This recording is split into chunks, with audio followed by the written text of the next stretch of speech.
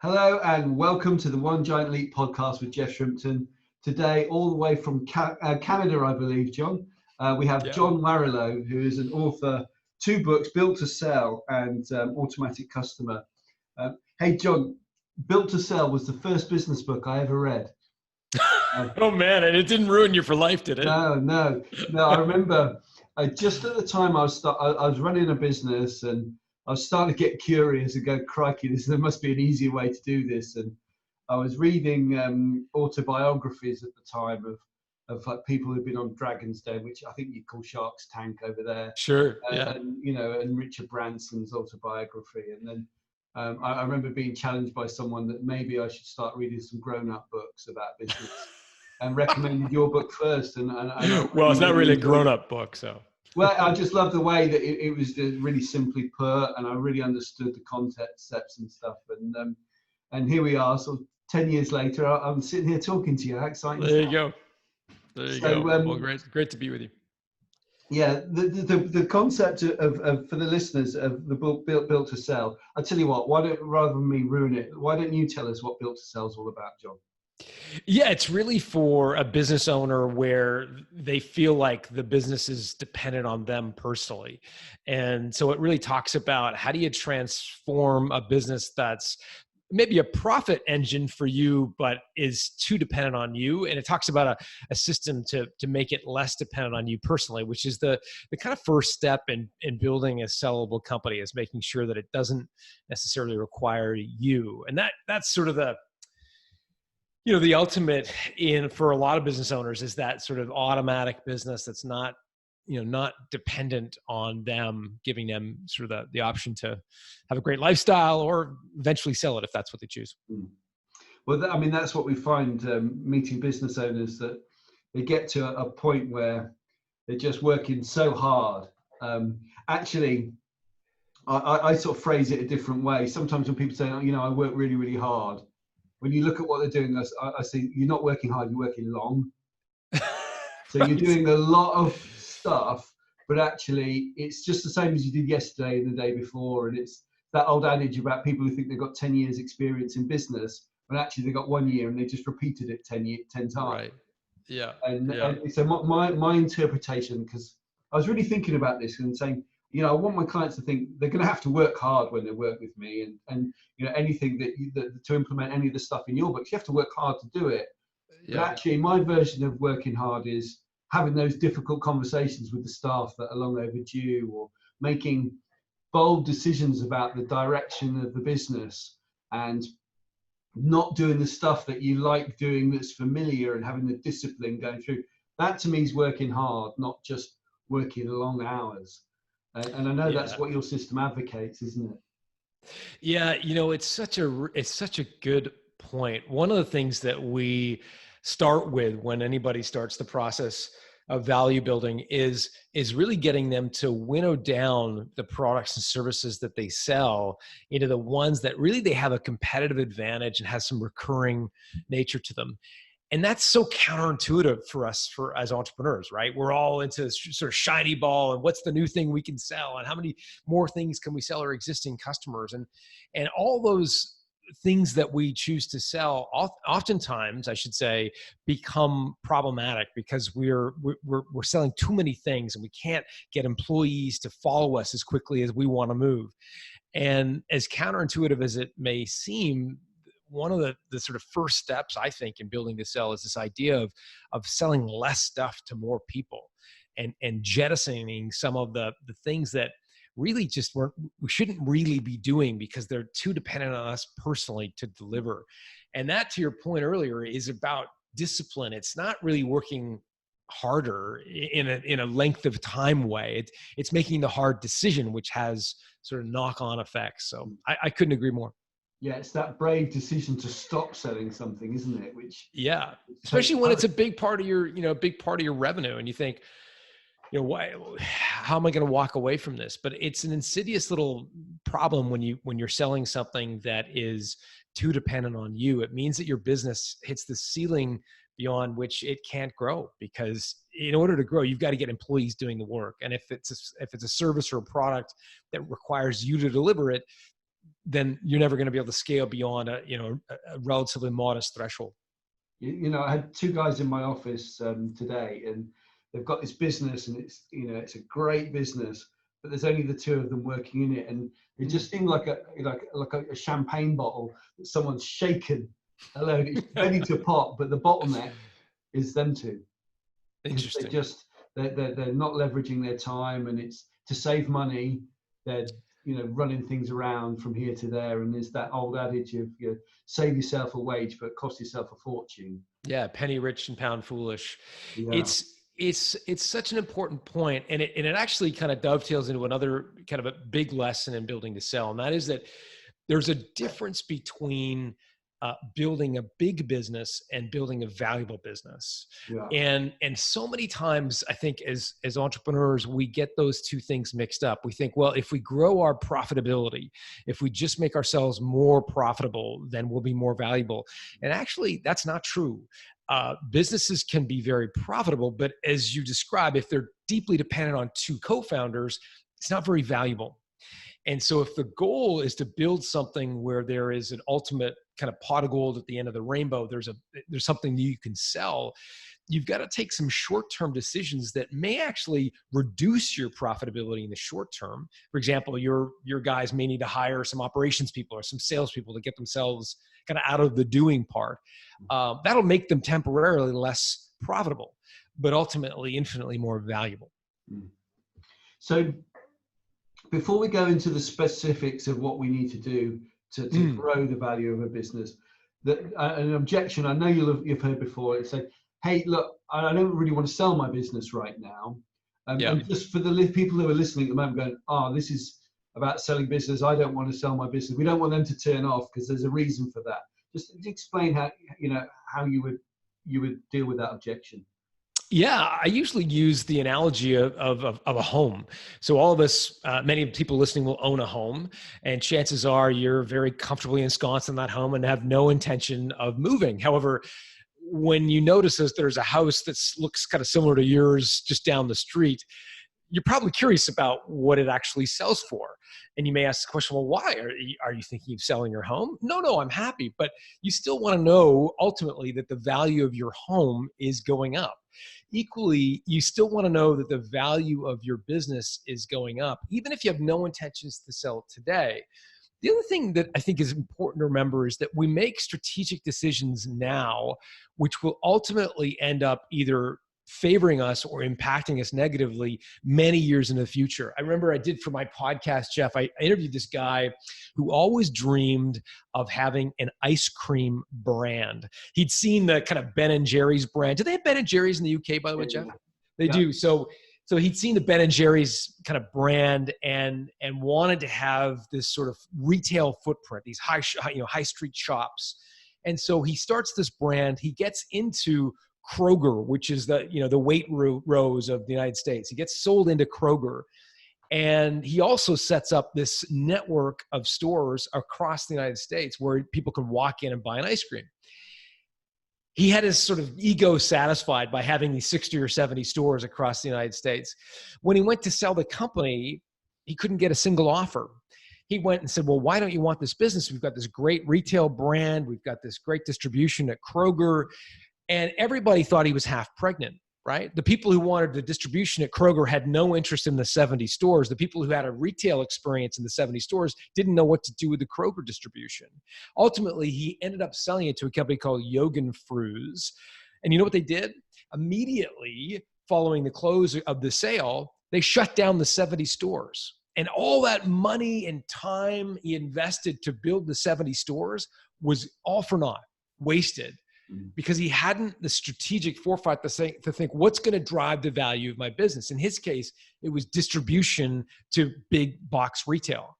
It wasn't a bunch of stores that rely on minimum wage employees, but he hadn't done that thinking. And so, whether it's just the value of your home or making strategic decisions today that will bear fruit 10 years from now, I think thinking through your business in this lens is critical. Yeah, it's such a good analogy because I know people are always, when their neighbor goes up for sale, they always go online and, let's see what they sold for. And sure, people are always looking at the value of their homes, but not the value of their business. And I know that, that it's not just about, you know, for fun or an ego thing about the value of your house. It actually makes people feel really quite secure and safe, and that they know that they've got a decent chunk of equity should the worst happen, or any of that kind of stuff. This is And so smart. Yeah, I think this is such a big point, Jeff, because you're right. That feeling in your gut when you go to bed at night, knowing you've got a really valuable asset that if you chose to, you could sell it. It's just it's an enormous sense.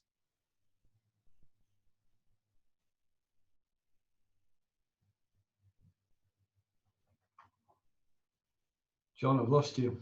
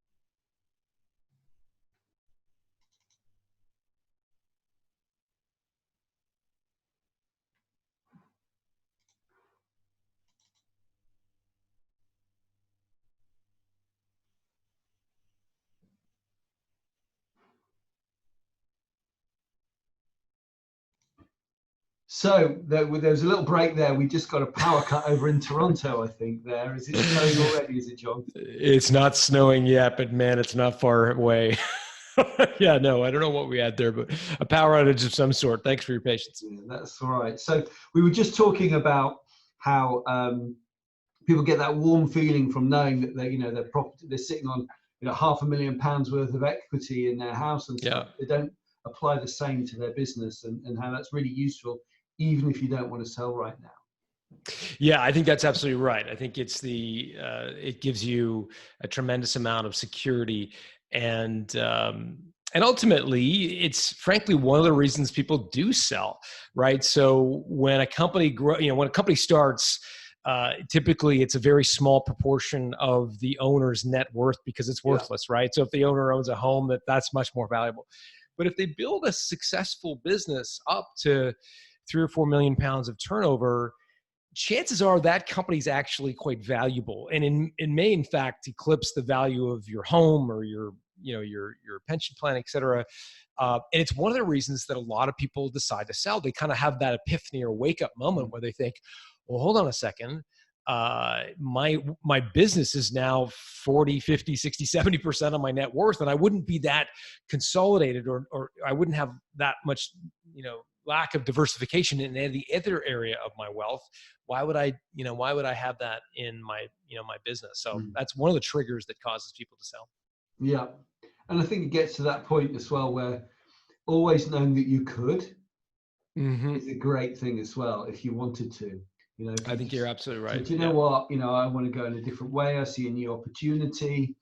Um, or maybe, lots of entrepreneurs actually, if they're serial entrepreneurs, they get bored and they go, do you Yeah, know what, absolutely.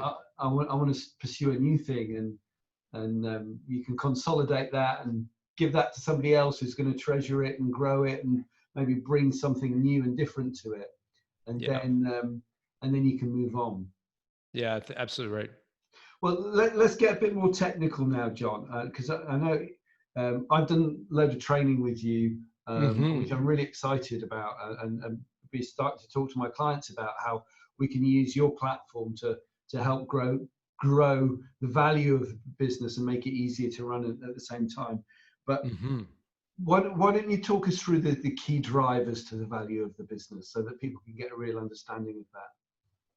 Yeah, absolutely. So, one of them is going to be the growth potential of your company. And so that's going to be, how much can you foresee growing your business in the future? And one of the things I like to do is just imagine you've got a blank check, right? Because the buyer of your company is likely to be much larger than you are, much more resources, perhaps more distribution, and so or will not be limited in the same way that you are for growing your company. So if you had a blank check, what's possible? How big could it be? Is one of the key drivers of making that case in a really compelling fashion. Another one is recurring revenue. So, as we talked about when we were in Birmingham together, how do you transfer a transactional business into a recurring revenue business or an annuity stream? And a lot of owners struggle with that idea. But if you're able to figure out your recurring revenue sort of model, that gives an acquirer a tremendous amount of confidence in your business in the future, and then therefore drives up the value of your company. Well, do you know what? And in your book, The Automatic Customer, you talk about this as well, don't you? And I had some real revelations through the training that we've done. And a client of mine has got just a subscription plan of £15 a month, where they Mm. get discounts and things, and they get certain things rolled into a program. Hmm. And it wasn't until sort of looking at your doing some training and then doing some math and went, holy moly, we can actually get the revenue of the business, the revenue just from this £15 a month to cover all the business's overheads Can you within imagine? a That's year amazing. Yeah, at £15 that's a amazing. pop, because she's got 4,000 customers on her books. So within a year we can get, so that, imagine the strength of being in a business and knowing even if no one comes in the door that day, everything's paid, Yeah. and I mean what that's going to do for the sale value of the business as well. Yeah. We've not actually run the scenarios yet on that, and we've not done her assessment yet, but we definitely will be soon. And when we tweak that up, that's going to have a massive recurring, an incremental effect on the sale price, isn't it? Yeah, I mean, and so much less stressful for her in the interim. Mm. One of the tremendous benefits of recurring revenue, I'm sure you guys have talked about it, is the predictability of it, right? So not only does she kind of know with confidence that all of her overhead is covered, she can also start planning her business more effectively, right? So a lot of businesses rely on drivers in the field, with trucks in the field. So one of the questions is, well, how many drivers do I need? How many trucks do I need? Say you have raw material that you need to buy. Knowing how many subscribers you have it helps you figure that out. There's a story in the book of a guy named Sonyu Panda who co-founded a business called H Bloom. They sell flowers on subscription.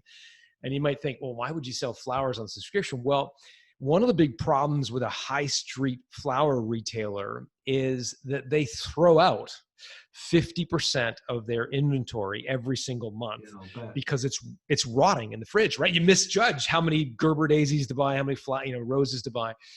Well, these guys, Sonyu Panda and his co-founder Brian Burkhart, said, okay, what if we sell flowers to hotels, because hotels buy flowers regularly, right, on subscription.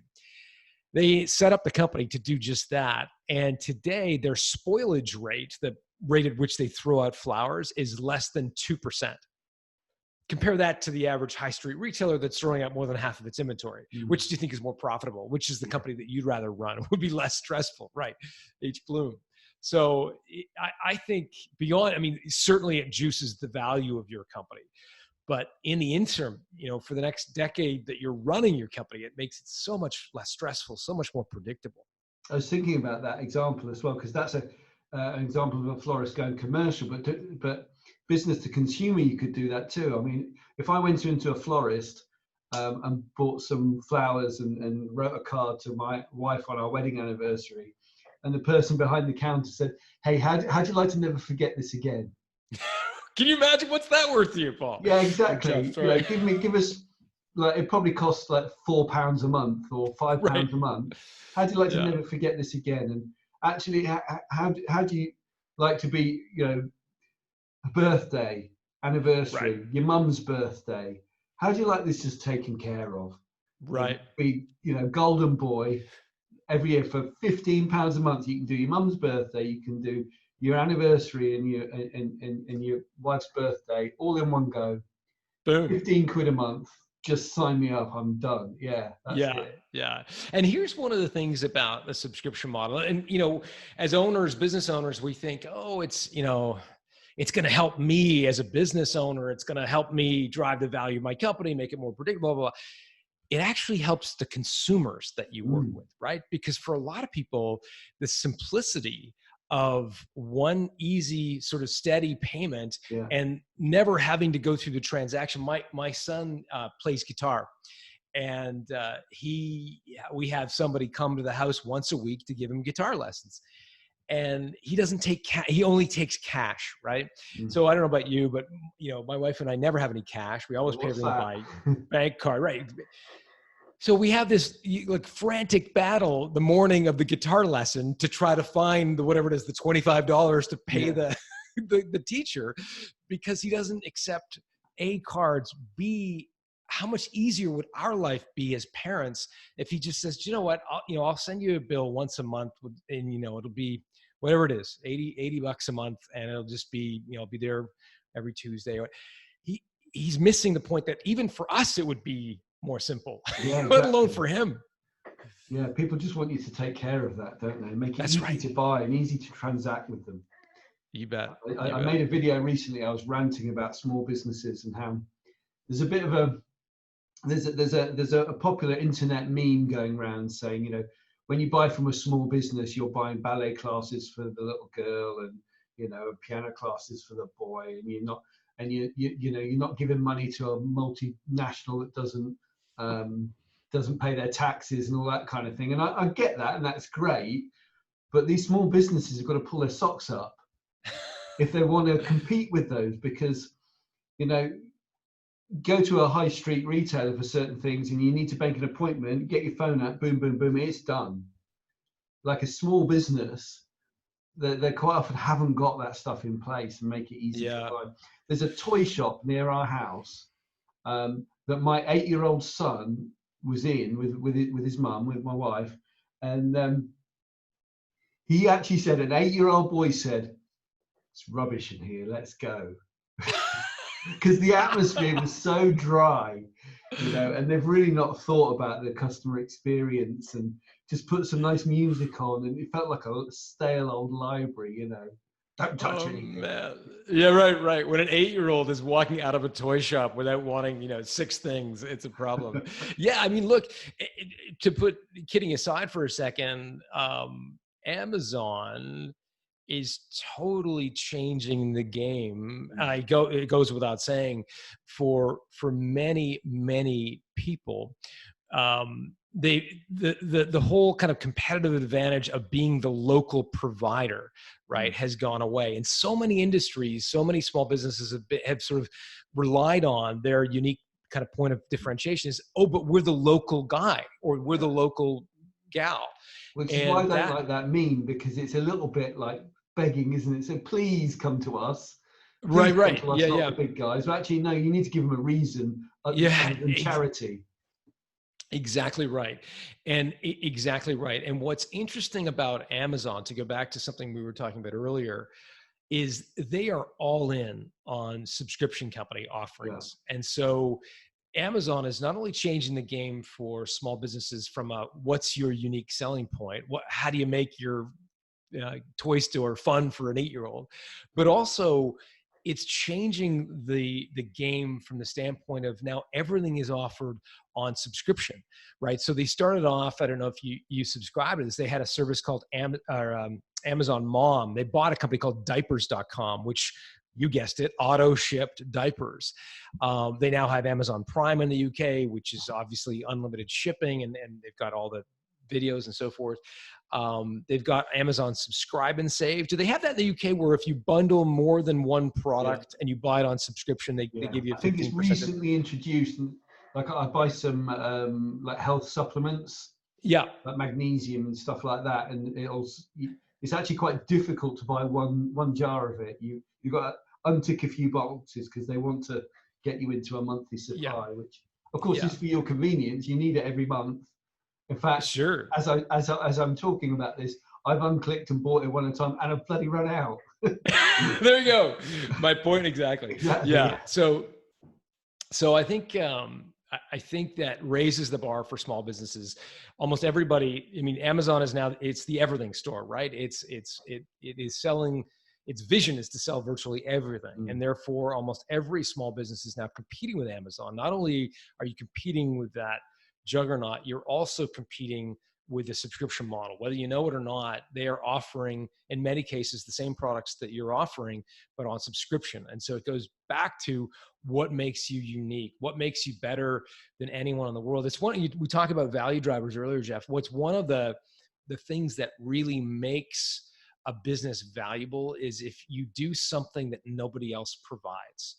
Because when an acquirer looks at your company, they're making a build versus buy decision, right? They're saying, we could buy this company or we could simply compete with it, right? And if all you're doing is being a low-cost provider, guess what? A large company is not going to buy your business. They're simply going to compete with you. They're going to lower their price, and put you out of business. Whereas if you've got something truly special, truly unique, differentiated, they're going to draw the conclusion that, you know what, it'd be cheaper just to buy these guys because it's going to take us forever to build the same brand equity, the same point of differentiation that they've built. Actually buying your processes.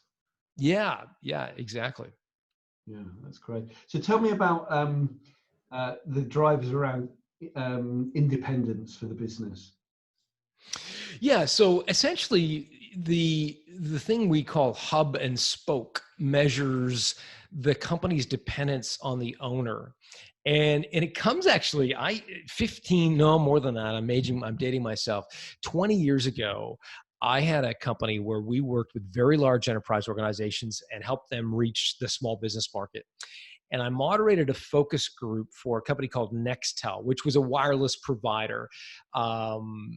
similar to BT or, one of the big wireless companies in the UK.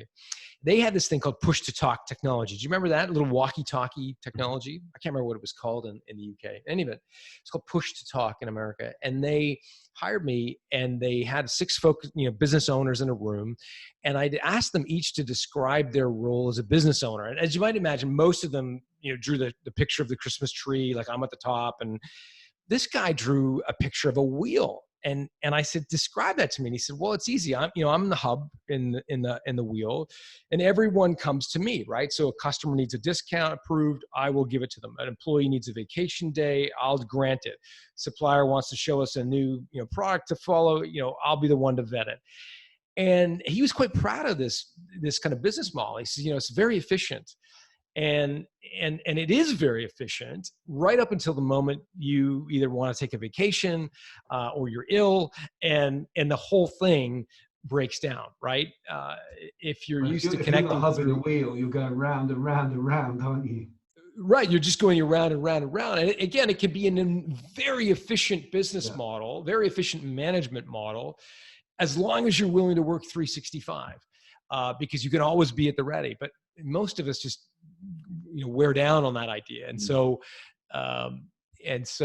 another guy in that focus group described a scene of an apple orchard where he was sitting on the second floor balcony looking out a window over a field of farmers picking the apples, and there was a truck waiting, being loaded up to go down the road to the market. And he said, like, I'm the guy in the second floor window looking down at my apple orchard.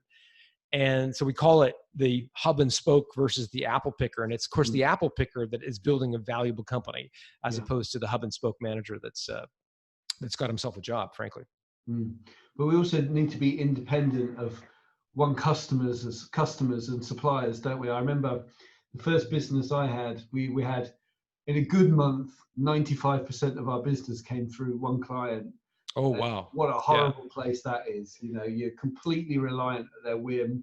If they want to move the goalpost or anything, you've got no choice. You're absolutely in that place. And right. They say jump, you ask how high. And it's funny, it's one of the things that I think is emotionally so draining for entrepreneurs, because as owners, as people who start companies, we are hardwired for independence, right? It's like kind of what makes us want to start our own companies as opposed to going to work for Barclays or BT or, it's sort of what makes us who we are. And so getting into a business feels very energizing because all of a sudden you're in control of your own destiny. But when you get into a situation like you found yourself in, and 95% of your revenue coming from one customer, you feel trapped. You feel horribly beholden to that customer. And so, we call that the Switzerland structure, by the way, where you're Switzerland obsessed with the idea of independence. Really what you're striving for is to be independent of any one customer, but also a single supplier or a single employee. And when you can maximize your results on the Switzerland structure, meaning you're independent of any of those 3 constituency, you're maximizing the value of your business, and just helping you sleep at night, knowing that you're kind of in control and not those stakeholders. Yeah, great. So we've got some insight into the levers of growing the value. Can you give me some examples, maybe some of people that have been through the value builder process and what's come out the other end and the results that they've got? So lots of examples that come to mind. I mean, we talked about growth potential earlier. Rod Drury is a guy who started a company, Xero. Do you know Xero? Yeah. Yeah, so they compete with sort of Simply Accounting and QuickBooks and their cloud-based accounting. Anyways, billion-dollar company, unicorn, massive company. What's interesting about Xero is they got the guy who started is a guy named Rod Drury, and he got the money to start Xero by selling another company called Aftermail. So Aftermail was in the business of helping businesses archive their email. This came out, I don't know if you got a lot of information on this in the UK. Have you ever heard of something called Sarbanes-Oxley? No. It's like, so it was legislation that came out in the wake of the Enron and WorldCom disasters in the United States, where the whole financial system almost came to a collapse because these two massive companies were basically cooking the books. And so legislators in the United States brought out this new legislation called Sarbanes-Oxley, which encouraged people to do a better job of, among other things, archiving their email. Mm. Well, Rod Drury is based in Wellington, New Zealand, and he gets word of this sort of new requirement for American companies, Fortune 500 companies. And he decides that he's going to build a software to help them archive their email. He does that and gets two sort of charter customers to give him $1 million each to use the software. Remember, these are Fortune 500, very large companies. So he's got two. They're generating a couple of $1 million in revenue. And he thinks, okay, maybe I should sell the company. And that's a really counterintuitive thing to do. But he decided to do that. And the other 498 customers were already doing business with a company called Quest Software. So he sold the business to Quest and made out like a bandit in doing that. Stephanie Breedlove is another example where, she had a business that did payroll for nannies. And so if you're a parent, you have a nanny to pay. She got acquired by a company called care.com, where they have 7 million subscribers. The reason they subscribe to care.com is to get pre-rated, qualified nannies and caregivers for their local market. So if you've got an 8-year-old and you need a babysitter, you go on, you plug in your postal code, and it'll give you a list of people in your neighborhood. So Stephanie sells her payroll service to this company. At the time of the acquisition, she had $11 million in revenue. She sold to Care for $54 million, like an outlandish multiple. But in part, it was because she made the case of how Care could grow by buying Breedlove. They could grow because if just 1% of care.com subscribers, 7 million, if just 1% bought her software or her payroll service, that would be 70,000 subscribers. Our company roughly 7 times the size of Stephanie Breedlove's at the time of the acquisition. So just a tremendous story about selling the growth potential of a business. So What's interesting lots of about examples. her story, when you were telling it before, when we were together, she was looking to grow the business, and like lots of people do, you say, okay, well, we're doing payroll for nannies. Well, let's do payroll for these people and these people and these people, and go broad. But she decided to double down and go deep, and said, no, we're only doing payroll for nannies. And it was that decision that made her inherently valuable to that one company, because if she'd have been a generalist, she'd have been sort of kind of worthless in that respect, wouldn't she? Yeah. It goes back to the earlier conversation we were having about, the difference between growing value and growing profitability. If she had focused just on growing her profits or her revenue, the easiest way to do that is to cross-sell your existing customers yet another additional service or product. And every business pundit worth their salt will tell you that, right? It's 8 times or 7 times easier to sell an existing customer another product than it is to find a new customer.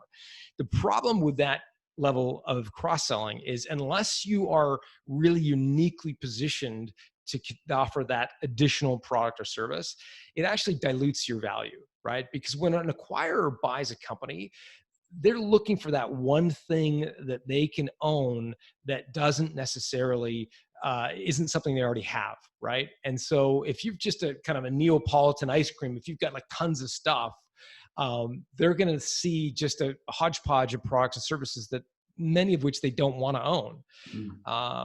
But if you figure out one thing and can, to be the best of the world at that one tiny little thing. I mean, payroll for nannies, who knew? Like, that is a tiny niche of a niche of a niche of a niche, right? It's a tiny category, but it was enough for Stephanie Breedlove to get paid to the tune of $54 million. Yeah, not bad. Not bad little chunk of change, that. Absolutely. So, John, let's wrap up. I think it's been really interesting talking to you. Loads of value, I think, for the listeners. So if people want to interact with you, I really recommend that they read Built to Sell, which is a fantastic book. It's a really easy, well-written book, really easy to read, and really makes the point. I haven't actually read Automatic Customer yet, because I was only aware of it when we did that training recently, but you've given me some of the background through the training. I'm definitely going to read that soon. How else can they interact with you, John? I mean, the best way, look, if they're in Southern England, is to really reach out to you. I mean, you are a certified value builder, and as you know, we've trained shoulder to shoulder together now. And so, if you're in the South, I'd pick up the phone and call you. Frankly, Well, I agree with you, John. You're absolutely yeah. right. Yeah, no, I mean that genuinely. There's nothing better than having a personal mentor and a coach to walk you through some of the stuff. It does require, a knowledge of your personal goals and a knowledge of the broader context of why you're in business. And so I think as a coach, you're in a unique position to do that. So again, if you're in the South in England, I would recommend that for sure. Otherwise, if you're outside of the UK, just check us out. Valuebuilder.com is probably the place to do that. Great. Okay. Well, John, thank you very much for your time today. Really great conversation. Shame about the power cut. We'll edit that bit out. It'll be fine. Cheers. Thanks, Jeff. Cheers.